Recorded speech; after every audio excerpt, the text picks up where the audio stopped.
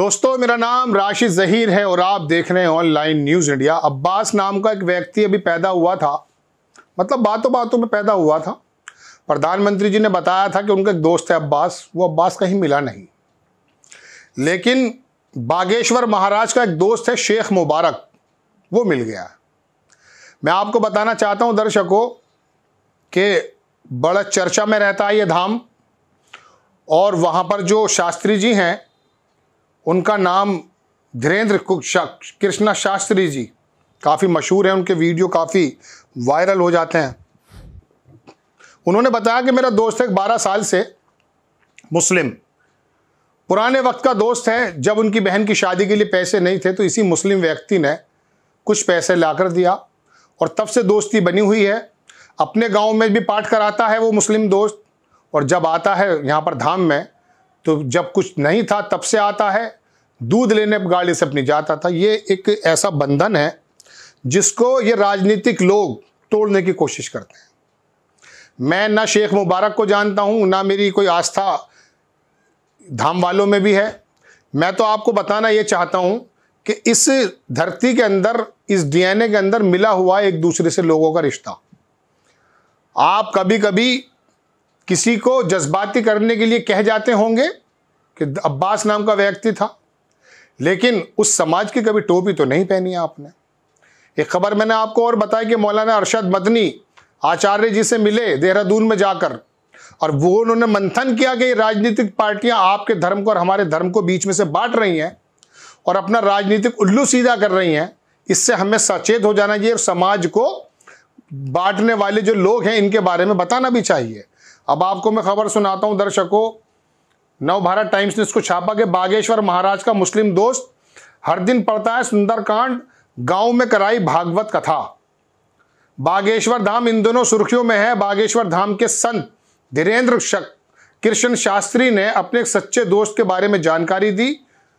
उनके सच्चे दोस्त का नाम शेख मुबारक है। शेख मुबारक मुस्लिम होते हुए भी सुंदर कांड का पाठ करते हैं।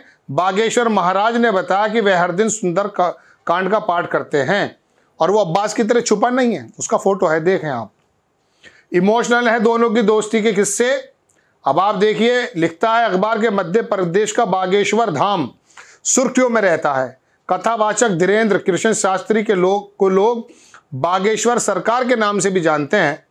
कम समय में सुर्खियां पाने वाला बागेश्वर सरकार का सच्चा दोस्त एक मुस्लिम है। इस बात का खुलासा खुद उन्होंने किया।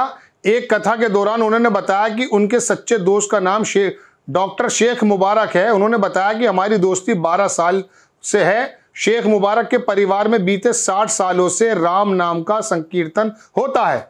शेख मुबारक हर दिन सुंदरकांड का पाठ करते हैं। बागेश्वर धाम सरकार ने बताया कि कैसे उन्होंने मुश्किल समय में एक मुस्लिम दोस्त ने निभाया।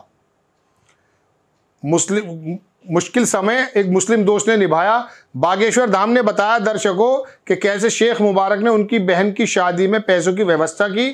उन्होंने बताया कि जब मेरी बहन की शादी थी, परिवार के पास शादी के लिए पर्याप्त पैसे नहीं थे। इनके साथ ही कहीं से उधार नहीं मिल पा रहा था। जिन लोगों से उधार मांगा गया उन्होंने पैसे देने से मना कर दिया। लेकिन जब बात मैंने शेख मुबारक को बताई तो शेख मुबारक ने मेरा हाथ पकड़कर कहा कि बहन की शादी के लिए हम पैसों की व्यवस्था करेंगे। सुन लिए वो फिरका परस्त ताकतें कि ये जो महाराज हैं इनके दोस्त हैं ये, और ज़मीनी स्तर पे जिनका नाम नहीं है ना, वहाँ भी दोस्ती ऐसी होती हैं। स्कूलों में हमारी भी दोस्ती ऐसी हुआ करती थी और आज भी हैं।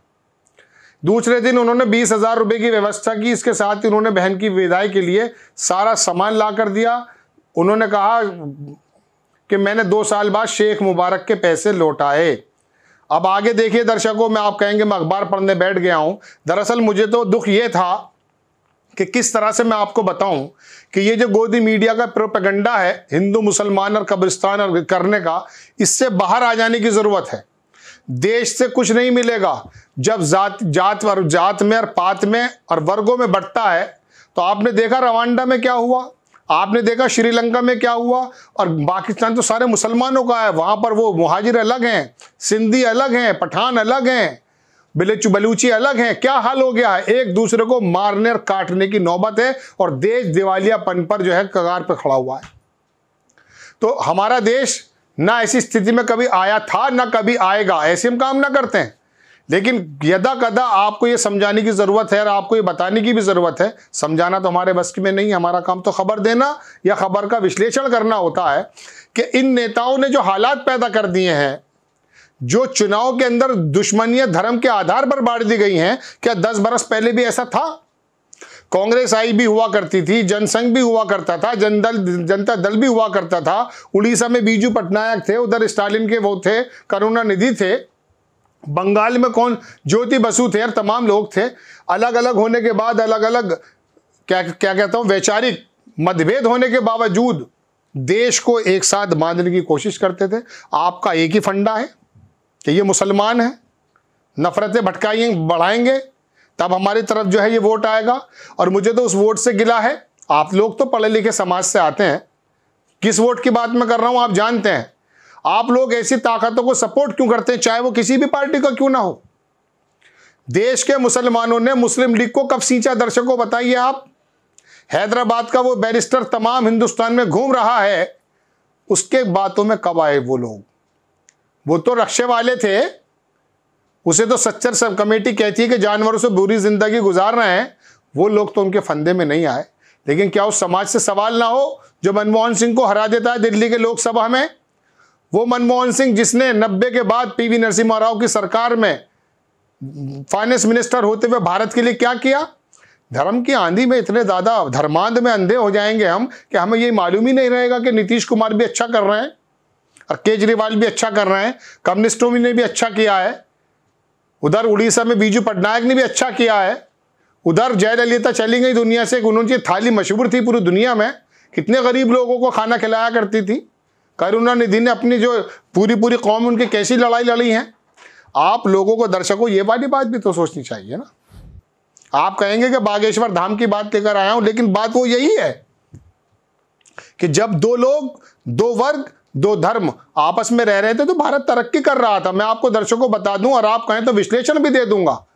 10 साल जो मनमोहन सिंह की सरकार रही है 2004 से 2014 तक, उस समय क्या हुआ? अजीम प्रेमजी यूनिवर्सिटी ये कहती है कि लगभग 27-23 करोड़ लोगों को गरीबी रेखा से ऊपर लेकर आ गए।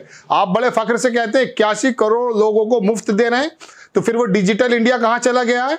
अपने पैरों पे खड़े होकर के भारतीय कमाने वाला का जो वो दम था उसको क्यों तोड़ दिया गया है? आप जनधन अकाउंट खुलवाते हैं, जबकि वो कांग्रेस की वो थी, उसके अंदर कुछ पैसा किसानों को 2-2 हज़ार साल में 3 बार अगर वो आ गया 6,000 रुपया, आप बहुत बड़ी एलोकेशन समझते हैं। कोरोना के अंदर पूरी दुनिया के देशों ने तमाम अपने लोगों को फंड दिया है, आपने कुछ राशन देने के बाद आप बीट थपकी लेना चाहते हैं। दर्शकों, बात यह है कि राजनीतिक पार्टियां तो अपने राजनीतिक एजेंडे पे सोचती हैं। ये धर्म के जो मानने वाले लोग हैं ना, ये बता रहे हैं कि किस तरह से जोड़ पैदा होता है। मेरा दोस्त मुसलमान है, राजनीतिक फायदा लेने के लिए अब्बास नहीं बताया जा रहा है, यहाँ पर नाम भी दिया जा रहा है, तस्वीर भी दी जा रही है, और अकल पे पत्थर इतनी पड़ गए हैं कि किसी मंत्री जी की अगर आपसे डिग्री मांग ली गई है उसका भी जवाब आप देते हैं। आपको जैसा समझा दिया जाता है वो समझ में आ जाता है। अब बताइए, ये कोई बात है कि बादल थे, हमने सोचा कि मौका ले लिया जाए, रडार दिखेगा नहीं? कौन कौन सी बातें आपको गिनाऊं दर्शकों, और आप उसको डाइजेस्ट कर जाते हो, कर जाइए। लेकिन फिर भी आर्थिक मोर्चे पर आकर तो देखिए भारत कहां पर खड़ा है।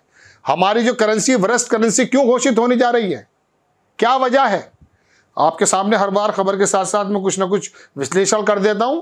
आपको खबर कैसी लगी अपनी राय कमेंट्स बॉक्स में जरूर दीजिएगा। चैनल को सब्सक्राइब कीजिए, शेयर कीजिए। नेक्स्ट टाइम किसी खबर के साथ आता हूं। जय हिंद। इस खबर को अभी लाइक करें, शेयर करें, अभी चैनल को सब्सक्राइब करें और घंटी जरूर दबाएं।